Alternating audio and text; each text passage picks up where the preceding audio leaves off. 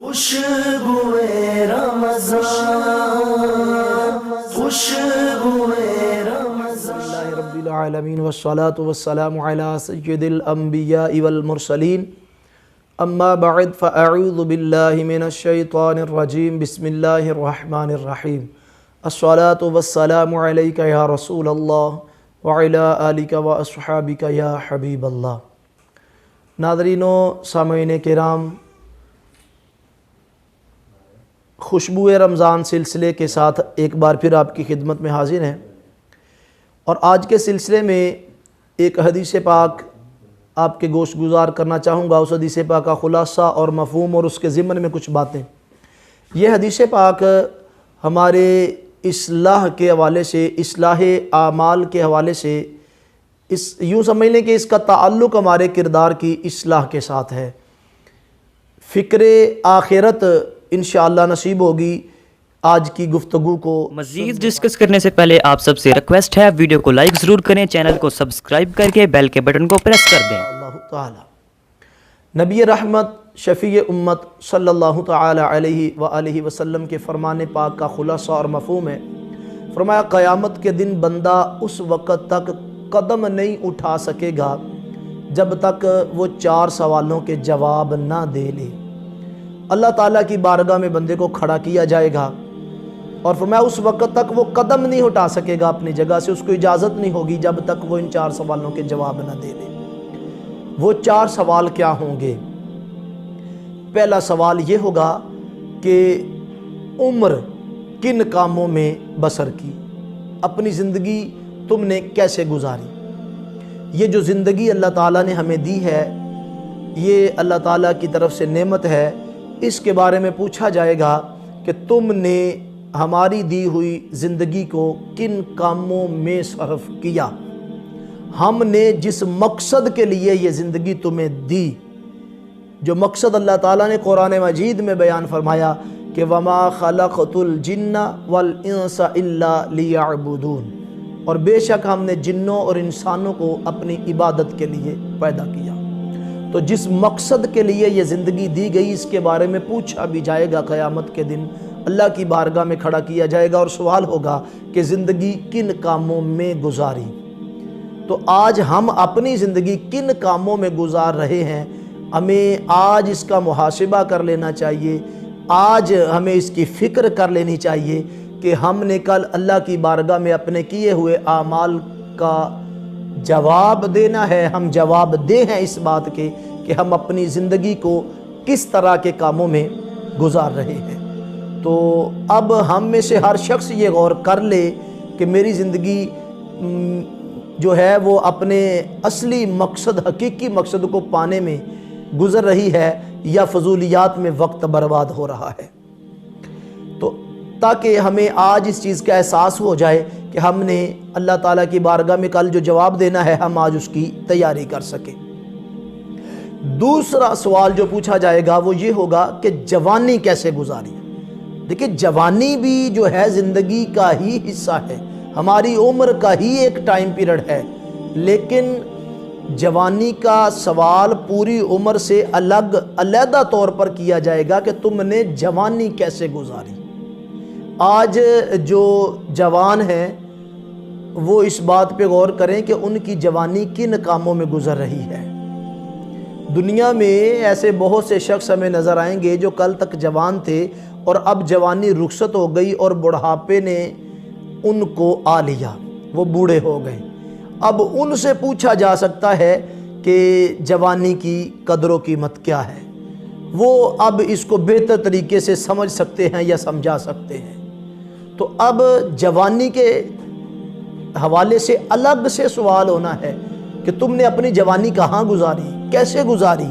تمہاری جوانی چوکوں یا دکانوں یا گلی کی نکروں پہ کھڑے ہو کر فضول کاموں میں اور نائٹ کلبوں اور کھیل کے میدانوں میں ہی ساری گزر گئی، یا تم نے اپنی جوانی میں مسجدوں کا رخ بھی کیا، اللہ تعالیٰ کو راضی کرنے کے لیے بھی کوشش کی۔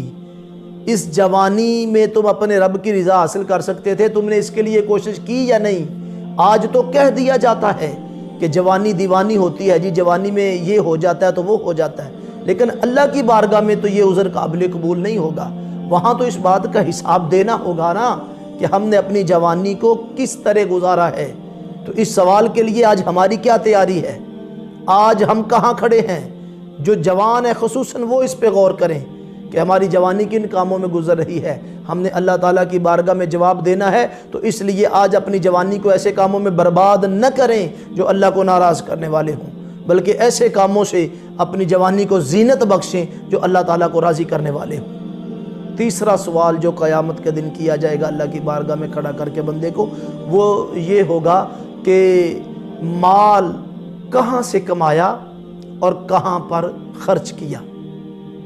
اب یہ ایک سوال ہے، لیکن اس کے اندر دو سوال یوں سمجھ لیں آ جاتے ہیں. مال کمایا کیسے اور خرچ کہاں پر کیا، یہ دو الگ الگ باتیں ہیں. پہلے نمبر پہ تو یہ حساب دینا ہوگا کہ جو مال ہے وہ کمایا کہاں سے ہے، وہ مال کیسے کمایا، کہاں سے حاصل کیا، حلال کے ذریعے سے یا حرام طریقے سے اکٹھا کیا. رشوت، چوری، فراڈ، ملاوٹ، ناپ تول میں کمی کر کے مال کمایا یا حلال طریقے سے مال کمایا. پہلے تو یہ حساب دینا ہوگا. اس لیے پہلے تو ہمیں اس بات پہ غور کر لینا چاہیے کہ ہمارے جو کمائی کے ذرائع ہیں، مال کمانے کے جو ذرائع ہیں وہ حلال ہیں یا حرام ہیں. اگر خدا نخواستہ ہمارے آمدن کے ذریعوں میں ذرائع میں کوئی حرام کا ذریعہ خدا نخواستہ اگر ہے تو آج موقع ہے کہ اس کو چھوڑ دیا جائے اور سچے دل سے توبہ کر لی جائے، ورنہ کل اللہ کی بارگاہ میں پائی پائی کا حساب دینا ہوگا. اور پھر آگے صرف مال کمانے تک ہی بات نہیں ہے، کمایا اگر حلال طریقے سے اور اس کو اگر خرچ حرام طریقے سے کر دیا تو پھر بھی ہم مجرم ہوں گے. یہ ایک الگ سوال ہے کہ مال کو خرچ کہاں پر کیا. پہلے تو یہ بتایا جائے کہ کمایا کیسے، حلال طریقے سے یا حرام سے، اور پھر یہ بھی حساب دینا ہوگا کہ خرچ کہاں پر کیا. مال جو کما لیا تھا اب اس کو خرچ کرنے کے جو مصرف تھے ہمارے، جہاں ہم نے لگایا مال کو، وہ کیا تھے. ہمارا مال کہاں خرچ ہوا، جوئے پہ مال خرچ کیا یا فضولیات میں مال کو اڑا دیا یا گناہوں کے کاموں میں مال کو اڑا دیا. آج تو اللہ ماشاءاللہ حالات ایسے ہیں کہ گناہوں کے کاموں میں مال خرچ کرنا لوگ فخر سمجھتے ہیں. آج کوئی بندہ اپنی شادی کے موقع پہ ہزاروں لاکھوں روپے کے فضول اور حرام اخراجات پر فخر سے اتراتے ہوئے تھکتا نہیں ہے، اور لوگوں کو خوشی سے فخر سے بتاتا پھرتا ہے کہ اتنے کی آتش بازی کر دی، اتنے کا یہ کر دیا، اتنے کے مہندی پہ لگا دیے، اتنے اس پہ لگا دیے، اتنے اس پہ لگا دیے. حرام اور فضول کاموں پہ لگا رہے ہیں اور پھر اس پہ فخر کر رہے ہیں. ندامت ہی نہیں ہے، شرمندگی کوئی نہیں، احساس ہی نہیں ہے کہ ہمارا مال جو ہے وہ کہاں خرچ ہو رہا ہے. اس بات کا حساب دینا ہے اللہ کی بارگاہ میں کہ مال خرچ کہاں پر کیا تھا. تو ایسا نہ ہو کہ آج اللہ نے اگر مال دیا ہے، اگر اللہ تعالیٰ نے مال میں وسعت دی ہے تو ہم آج اس کو اڑا دیں فضولیات میں اور حرام کاموں میں، اور پھر کل قیامت کے دن یہی مال، ظاہر ہے جب مال دیا ہے اللہ تعالیٰ نے، زکوٰۃ اگر فرض ادا نہیں کریں گے، حرام اور فضول کاموں میں مال کو اڑاتے رہیں گے، یا ظاہر ہے یہ بھی تو سوال ہوگا نا کہ مال کی جو زکوٰۃ تھی وہ ادا کی یا نہیں کی. اگرچہ یہاں اس کا ذکر نہیں ہے، ضمناً بات آ گئی تو میں نے عرض کر دیا کہ اب اگر ایک بندہ اپنے مال کی زکوٰۃ تو دیتا نہیں ہے، حرام کاموں میں اس کو اڑا دیتا ہے، تو وہی مال جب ایک اژدہے سانپ کی صورت میں اس کے گلے میں لٹکا دیا جائے گا، وہی سونا چاندی جب قیامت کے دن اس کو گرم کر کے اس کے سینے کو اور جسم کو داغا جائے گا، تب یہ اس کو اتار کے پھینکے گا. حدیث پاک کا خلاصہ ہے روایت کا کہ قیامت کے دن یہ جو سونا چاندی جس کی بندہ زکوٰۃ ادا نہیں کرتا، جب اسے گرم کر کے اسے تپش کے ساتھ اس کے جسم کو داغا جائے گا، اس کے گلے میں توق بنا کے ڈالا جائے گا، یہ اس کو اتار کے پھینکنا چاہے گا، وہ اترے گا نہیں، کہے گا اب مجھے کیوں پھینکتا، میں تیرا وہی مال ہوں دنیا میں جسے تو سینے سے لگا کے رکھتا تھا اور جو حقوق تھے وہ ادا نہیں کرتا تھا. تو قیامت کے دن اللہ تعالیٰ کی بارگاہ میں یہ بھی سوال ہونا ہے کہ مال کہاں سے کمایا اور کہاں پر خرچ کیا. تو ہم آج غور کر لیں کہ ہمارے آمدن کے ذرائع کیا ہیں اور ہمارے مال کو خرچ کرنے کے مصرف کیا ہیں، یعنی مال آ کہاں سے رہا ہے اور جا کہاں پر رہا ہے. اور پھر چوتھا سوال جو اس حدیث پاک میں فرمایا گیا وہ یہ ہوگا کہ اپنے علم پر کہاں تک عمل کیا، ہم اپنے علم پر کتنا عمل کرتے ہیں۔ اب ایک معمولی سی اور سیدھی سی بات ہے، بالکل سادہ، ہر بندے کی سمجھ میں آنے والی، کہ 5 وقت کی نماز جو ہے وہ ہر مسلمان پہ فرض ہے۔ اب یہ ایسا علم نہیں ہے کہ کسی کو ہو کسی کے نہ ہو، ہر مسلمان اس کو جانتا ہے۔ اب اس پہ کتنے مسلمانوں کا عمل ہے؟ اسی طرح دین کے وہ احکام جو بالکل بنیادی ہیں اور عام طور پر ہر خاص و عام اس کو جانتا ہے، علم ہے، لیکن عمل کی کمی ہے۔ تو قیامت کے دن جب یہ پوچھا جائے گا کہ اپنے علم پر کہاں تک عمل کیا، تو ہم آج سوچ لیں کہ اس کا جواب دینے کے لیے ہماری تیاری کیا ہے۔ تو ہم کہاں پر کھڑے ہیں؟ کیا ہم اپنے علم پر عمل کر رہے ہیں؟ اگر نہیں کر رہے تو پھر اللہ کی بارگاہ میں کل کیا جواب دینا ہے؟ ایک روایت کا خلاصہ ہے کہ جو لا علمی میں گناہ کرے، جس کو علم نہیں ہے، اس کو ایک گناہ ہے، جو اور جو علم ہوتے ہوئے، جانتے بوجھتے ہوئے گناہ کرے، اسے ایک گناہ جو ہے 7 گناہ تک ہوتا ہے، کیونکہ اس نے دوہرا جرم کیا، جانتا بھی ہے، اس کے باوجود اس نے نافرمانی کی ہے۔ تو بات یہ ہے کہ ہم آج کہاں کھڑے ہیں؟ قیامت کے دن جو ہمارا امتحان ہونا ہے، اس امتحان کے لیے ہماری تیاری کتنی ہے؟ دیکھیں، دنیا کا امتحان ہوتا ہے، ہم پہلے سے گیس پیپرز لے کے اس کی تیاری کرتے ہیں، اس کے لیے محنت کرتے ہیں، اس کے لیے رات دن ایک کر دیتے ہیں، راتوں کی نیند قربان کرتے ہیں، اور پوری تگ و دو کرتے ہیں کہ کسی طرح پتہ چل جائے ہم سے کون سا سوال پوچھا جانا ہے، ہم اس کے جواب کی تیاری کر سکیں۔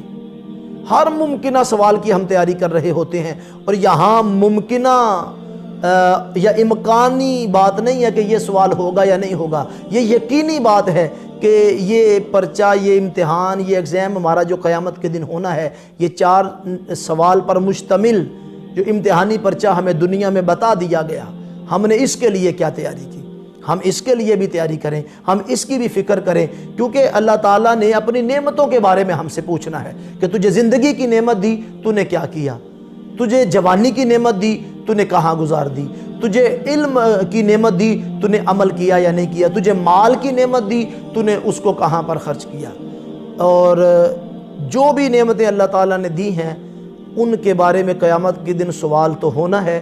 قرآن مجید برہان رشید میں اللہ تعالیٰ فرماتا ہے ثم لتسألن یومئذ عن النعیم، اور پھر تم سے نعمتوں کے بارے میں پوچھا جائے گا۔ ایک نعمت جو اللہ تعالیٰ نے دی ہے، اس کا حساب بھی دینا ہے کہ ہم اس کو خرچ کہاں پر کر رہے ہیں۔ تو آج ہم اپنے حال پر غور کر لیں کہ ہم آخرت کے امتحان کے لیے کتنے تیار ہیں۔ اگر تیاری ہے تو بہت اچھا ہے، اگر نہیں تیاری تو پھر ہمیں اپنی حالت کو بہتر بنانے کے لیے کوشش کرنی چاہیے، اور آج سے ہی اپنے آخرت کے امتحان کی تیاری کر لینی چاہیے۔ اور رمضان المبارک کا یہ ماہ محترم ہمارے پاس ایک بہترین موقع ہے اس بات کا کہ ہم اپنی اصلاح کر سکیں۔ جو روحانی ماحول، اور جس طرح کہ رمضان المبارک میں بتایا گیا حدیث پاک میں کہ شیطان کو قید کر دیا جاتا ہے اور بندے کے لیے نیکیاں کرنا آسان ہوتا ہے، تو یہ ایک موقع ہے کہ ہم سچے دل سے توبہ کریں اور رجوع کریں اللہ تعالیٰ کی طرف، اور اپنے برے اعمال سے توبہ کرتے ہوئے اپنے آخرت کے امتحان کی تیاری میں لگ جائیں۔ اللہ تعالیٰ ہمیں عمل کرنے کی توفیق عطا فرمائے، آمین بجاہ النبی الامین صلی اللہ تعالی علیہ وآلہ وسلم۔ ناظرین و سامعین کرام، آنے والے ایپیسوڈز کو دیکھنے کے لیے چینل کو سبسکرائب کر کے بیل کا بٹن دبا دیجئے۔ جزاک اللہ خیر۔